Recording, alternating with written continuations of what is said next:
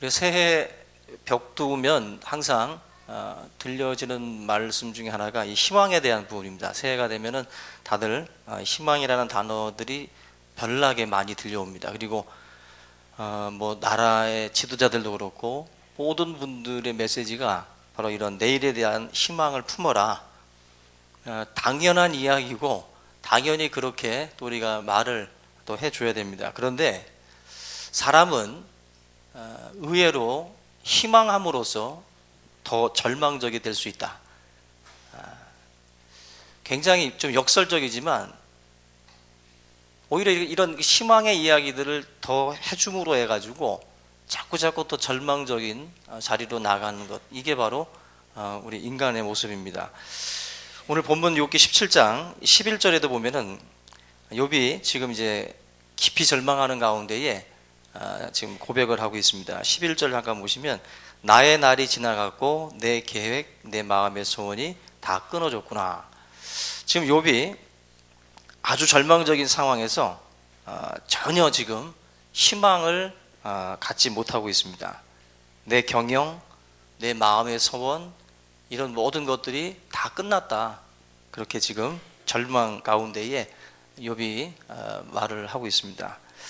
욥이 원래 평소에 부정적인 사람이라면 뭐 그러려니 하겠지만 욥은 동방의 의인이었습니다. 그가 그렇게 쉽게 말을 내뱉고 쉽게 불평하고 쉽게 투정하는 사람은 아니라는 거죠.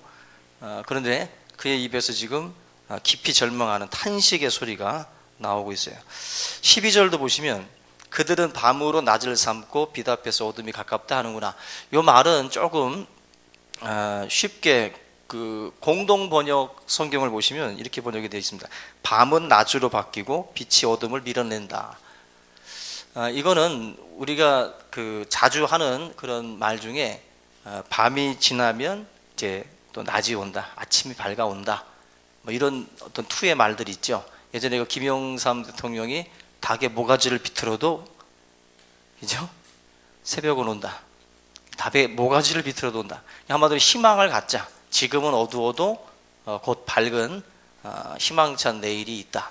뭐 그런 메시지로 그 닭 목을 비트는 이야기를 하는데, 바로 지금 욥이 지금 하고 있는 그 말, 사람들이 자기 주위에 와서 해주는 말, 그 말이 바로 그 말이라는 거예요. 욥, 너 지금 어둠의 터널을 지나가고 있지만 너 조금만 지나면 희망찬 내일이 기다려. 그 메시지를 지금 욥한테 해주고 있다. 근데 욥한테 전혀 도움이 안 된다. 욥에게 조언을 해주고 있지만 욥은 그 고백을 듣고도 시큰둥하게 있습니다. 계속해서 욥은 철저하게 그냥 절망할 뿐이에요. 그런 말을 들어도 가슴에 와닿지가 않습니다. 13절 14절 내가 스월이 내 집이 되기를 희망하여 내 침상을 흑암에 펴놓음에 무덤에게 너는 내 아버지라 구덕에게 너는 내 어머니라 내 자매라 할지라도. 나의 희망이 어디 있으면 나의 희망을 누가 보겠느냐. 욥은 지금 주위에서 닭모가지 비틀어도 새벽은 온다고 막 이야기를 해줘도 철저하게 절망을 하고 있어요. 철저하게 절망하고 나에게서는 희망도 없고 그 어떤 것도 보이지 않는다라고 욥이 말씀을 합니다. 많은 친구들이 우리가 낙심하고 절망하면 찾아와서 해주는 말이 비슷한 유형의 말들 아닙니까? 야, 쨍하고 햇뜰 날 돌아와, 쥐구멍에 햇뜰 날이 있어, 이런 말들 해주잖아요. 근데 욥한테도 지금 뭐 소발, 뭐 빌닷, 뭐 이런 여러 가지 발들이 와서 이 말 저 말 해줍니다. 그런데 그 말이 욥한테는 아무런 의미가 없어요. 그냥 욥은 자기에게 닥치고 있는 이 고난의 그 순간들을 그냥 다 받아들입니다. 다 받아들이고 자기는 이제 무덤으로 내려가겠다. 그냥 완전히 포기하는 그러한 말씀을 하고 있습니다. 우리가 사람들을 격려한답시고 우리가 이런 그 거짓된 어떤 값싼 희망들을 우리가 남발을 할 때가 많은데, 하늘의 입장에서 하나님께서 보실 때 고난의 그 환경을 지나가고 있는 그 사람한테 그런 걸 한번 생각해 보셔야 돼요. 고난의 시간을 지나가시는 분들한테 우리는 지금 막 그 해뜰 날 얘기하고 있는데 하나님의 입장에서도 같은 소리 하실까? 같은 소리 하실까? 한 번쯤 생각해 보셔야 됩니다. 여러분들 대부분이 무조건 희망을 갖고 극복해 나가라는 말들을 많이 해주잖아요. 우리가 사실 또 그렇게 말을 할 수밖에 없는 게 우리들인데, 그렇게 항상 극복해라, 극복해 나가라, 그 고난의 그 시간들을 너가 극복해서 승리해라, 이겨내라, 더 큰 자리로 나가고 더 복을 받아라, 이런 말들을 사실 우리가 해줘요. 그래서 항상 이 어려움이 오게 되면 우리가 쓰는 단어는 극복이에요. 극복. 그런데 하나님의 입장에서 볼 때는 극복이 먼저가 아닐 수 있다는 거예요. 우리는 극복이라는 말을 통해 가지고 잃었던 부와 잃었던 명예와, 그죠? 잃었던 모든 권력이나 잃었던 지위, 자리 같은 것들을 다시 회복하는 것, 아니면 더 갖는 것을 생각을 하죠.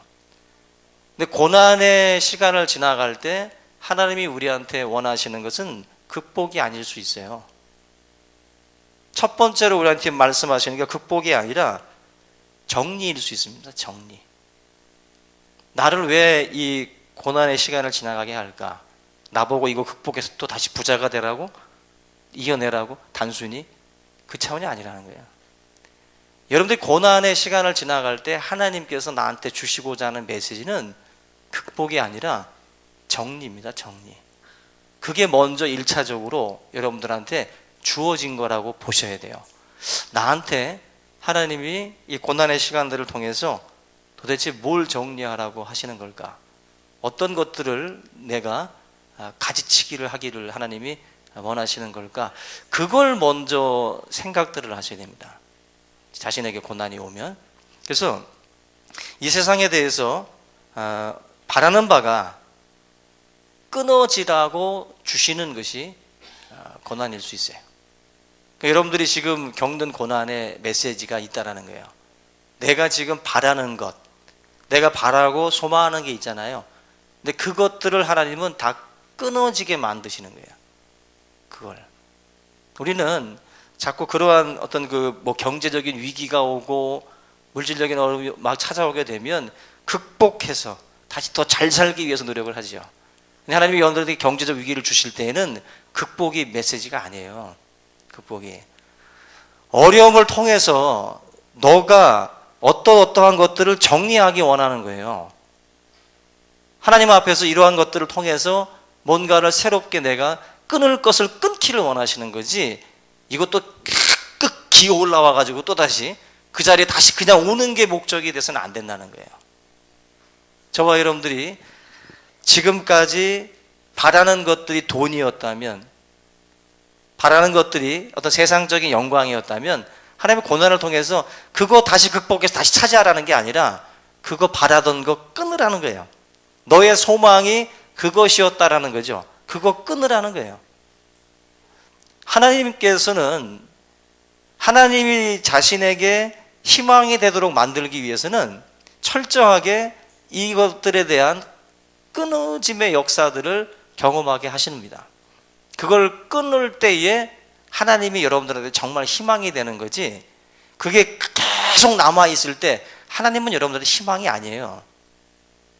또 하나의 대안일 뿐이지, 세상의 유일한 희망이고 소망이 되시는 예수 그리스도가 되어야 되는데, 그러지 못하고 다른 것들이 지금 너무 많이 차지하고 있고, 지금 내가 그걸 바라보고 있고 그걸 바라고 있다는 거예요. 하나님은 고난의 시간들을 통해서 이와 같은 것들에 대해서 정리하고 처리해 나가는 것, 그거 하나님께서 여러분들한테 요구하시는 것인 줄로 믿습니다. 그거 분명히 여러분들이 알아야 돼요. 그거.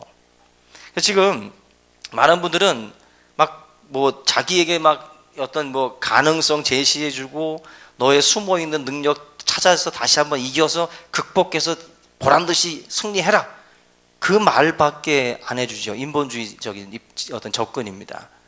우리 기독교인들은요, 단순히 극복이라는 것만 생각을 하게 되면 세상과 다를 건 없어요.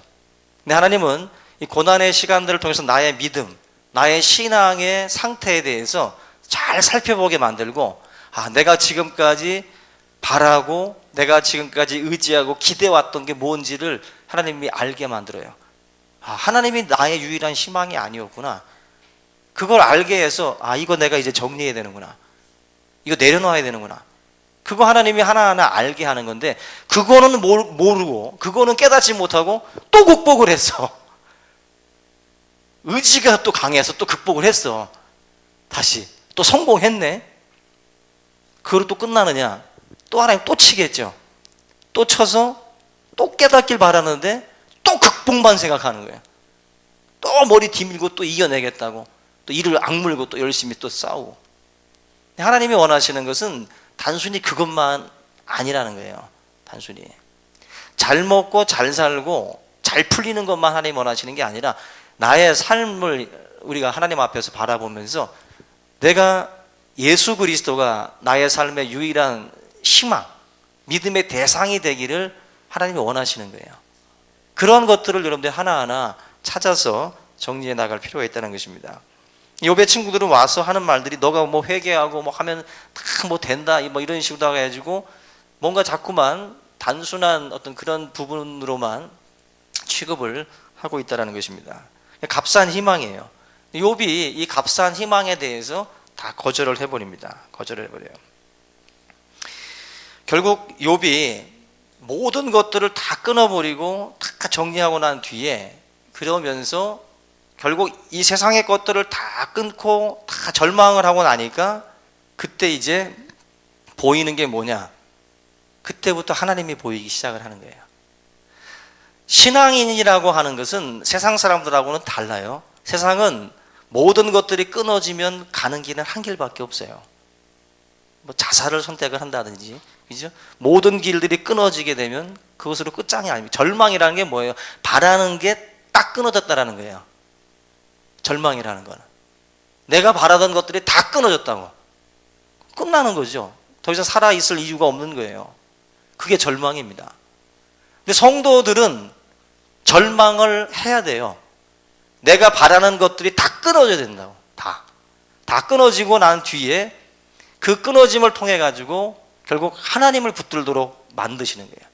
바울이 함선에 태워져 가지고 로마로 이송이 될 때 풍랑을 유라굴로라고 하는 풍랑을 만나죠. 그때 모든 사람들이 다 죽게 됐어요. 사형 선고를 받았었죠. 사형 선고를. 모두가 다 이제 죽었다라고 생각을 했을 때예요. 그때 하나님께서 유일한 구원의 희망이 되셔요. 유일한 구원의 희망. 우리의 삶도 절망이 첫 번째로 와야 돼요. 절망. 근데 많은 성도 가운데에 절망하지 않고 자기에게서 가능성을 또 찾고 또 다시 움직이는 사람들이 있어요. 다시 말하면 하나님은 절망을 통해서 하나님을 알게 하고 하나님을 붙들기를 원하시는 건데, 이놈이 자꾸 가능성을 또 발견하네. 또 가능성 발견하고 또 찾아가지고 또 뭘 하겠다고 또 일어나요. 절망하고 완전히 그냥 끊어져야 되는데, 하나님은 절망이 먼저예요. 절망을 통해서 하나님이 희망이 된다는 것을 그때에서 발견하기를 원하시는 거예요.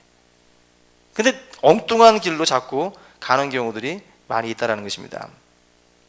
욥 같은 경우도 그동안에는 바라는 것들, 뭐 욥이 또 사람들이 보기에도 너무나도 든든한 줄들이 많았어요. 돈도 많았고 소유도 많았고 자식들도 많았고 다 잘 되고, 그죠? 이런 모든 것들이 어떻게 보면 자기의 존재를 증명하고 자기 어떤 그 삶에 대해서 뭔가 사람들에게 인정을 받을 수 있는 근거예요, 그게. 근데 그 모든 것들이 다 끊어지. 그냥 삽시간에 소유가 사라져버리고 자식들이 순식간에 다 죽어나갑니다. 순식간에. 그걸 통해서 하나님이 욥에게 요구하시는 것은 철저하게 절망하는 거예요. 철저하게. 나의 유일한 소망, 내가 의지할 것, 내가 믿을 것은 하나님 한 분이시구나. 그거 하나님이 그 붙들기를 원하시는 거예요. 그동안에 욥은 동방의 의인이었어요. 그런데도 하나님은 욥이 더 나은 믿음으로 나가기를 원하세요. 유일한 하나님 희망이다라고 욥이 붙들기를 원하시는 거예요. 욥이. 여러분들의 믿음도 하나님이 연단을 하시는데, 연단하는 이유는 내가 바라는 것들이 아직까지 있기 때문에 계속 하나님이 연단하십니다. 여러분 지금 내가 바라는 게 뭐가 있습니까? 그 바라는 것, 그거 끊어져야 돼요. 내가 소망하는 게 그것이 되면 안 된다는 거예요. 여러분들 지금 생각하고 있는 거. 그것이 여러분들을 살리고 그것이 나를 지탱시켜주는 힘이 돼서는 안 되고, 그게 끊어져도 살 수 있는 자가 되셔야 되는데, 세상은 그거 끊어지면 죽잖아요. 근데 여러분들 지금 여러분들이 바라는 거 끊어졌을 때 안 죽을 자신 있으세요? 그 끊어지면 자녀가 끊일 수가 있고, 그죠? 직장이 끊일 수가 있고, 그죠? 그런 거 다 끊어졌을 때도 살 수 있는 거, 하나님이 여러분들에게 희망이 되는 사람만 그 순간에도 살아남아요. 근데 그거 없는 분들은 문제 생긴다는 거예요. 문제 생겨요. 큰 충격이 오고 큰 어떤 그런 그 슬럼프가 온다는 거예요.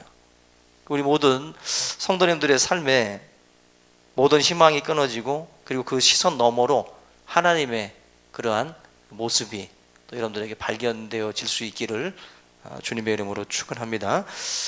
절망이라는 글자가 원래 한자 그대로 바라는 바가 끊어지는 겁니다. 바라는 바가. 그게 끊어질 때 믿음으로 넘어가는 거예요. 그게 믿음으로. 오직 하나님 한 분만 바라는 신앙으로 옮겨가는 거. 그게 이제 참된 어떤 희망의 시작이 됩니다.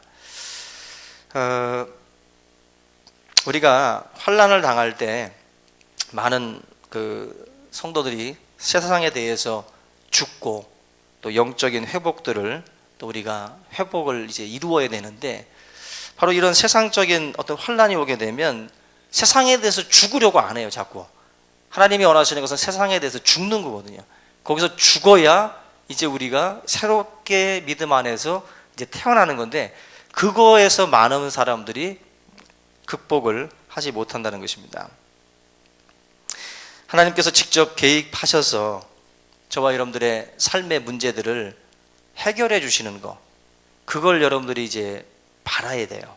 그걸 바라지 않고 자꾸 자기가 뭔가를 생각하고 자꾸 또 다른 끈을 찾아보려고 분주하게 뛰어다니는 모습을 하나님이 보실 때는 저게 자꾸 극복하려고 하네. 또 그거 하나님께서 기뻐하는 것 아닙니다. 그래서 여러분들 혹시라도 욥과 같이 여러 가지 어려움이 왔을 때, 만약 돈이 문제가 됐을 때는 그 상황에서도 하나님을 바라기를 소망하셔야 되고, 자식들이 속색일 때에도 자식들이 잘 돼서 뭐 멋지게 성공하는 걸 바라지 마세요. 하나님이 그런 것 상황에서 하나님이 우리한테 말씀하는 게 뭐예요? 자식이 끈도 아니고 돈이 끈도 아니다. 너가 지금 생각해야 될 것은 자식에 대한 성공이나 이걸 바라지 말고, 결국 자식이라고 하는 우상을 하나님이 버리기 원하시는 거예요. 돈이라고 하는 우상을 버리기를 원하시는 거지, 그걸 다시 바라고 그걸 다시 소망하는 그것이 아니에요. 그건 그 다음 단계예요. 다음 단계. 먼저 여러분들 이삭을 죽일 준비가 되어 있어야 돼요. 아브라함이 이삭을 죽일 준비가 되어 있어야 하나님께서 그의 믿음을 이제 인정하는 거예요. 자식이 우상이 되면 안 되고, 돈이 우상이 되면 안 되고, 이걸 다 죽일 준비가 되어 있을 때, 그때 하나님께서 너가 하나님의 하나님의 유일한 희망이 되고 있구나 하는 것을 그때 알게 되는 거예요. 죽이시기 바랍니다. 그래서 오히려 그런 말이 있죠. 던져놔야 잘 큰다고. 그죠? 자식들도 자꾸 우리가 끌어안으려고 그러면은 더 삐뚤어 나갑니다. 죽이려고 하셔야. 따라서 하세요. 자식을 죽이자. 예, 죽이세요. 모리아산으로 날마다 끌고 올라가라고. 오늘 죽자 하고서 날마다 죽여. 자식이 우상이 되는 순간, 자식이 배신하면 자살해요. 자식한테 실족하면, 실망하면 끝나버립니다. 자식을 죽이는 분들만 살아남습니다. 남편도 죽이세요. 아내도 죽이고 다 죽이세요. 다. 처자식, 시어머니, 며느리 다 죽여야 돼요. 다 죽여야, 그래야 하나님의 희망으로 남는다고. 설명절 놔두고 다 죽이라고 그러니까 다 죽이세요. 그래야 욥처럼 하나님 붙드는 거예요. 하나님 붙드는 거예요. 우리가 하나님 앞에서 세상의 것들에 대한 그 바램, 소망, 희망 이런 것들을 결국 하나님께서는 원치 않습니다. 이제는 어려움이 오시면 무조건 극복이 먼저 아닙니다. 예? 극복이 먼저 아니에요. 깨닫고 정리하는 게 먼저예요. 깨닫고 정리하는 거. 그거 항상 명심하셔서 하나님께서 원하시는 우리의 그 모습, 하나님이 기대하시는 우리들의 그 모습으로 우리가 나아갈 수 있기를 주님의 이름으로 축원합니다. 우리 다 같이 오늘 이 시간 하나님 앞에 기도하겠습니다. 여러분들의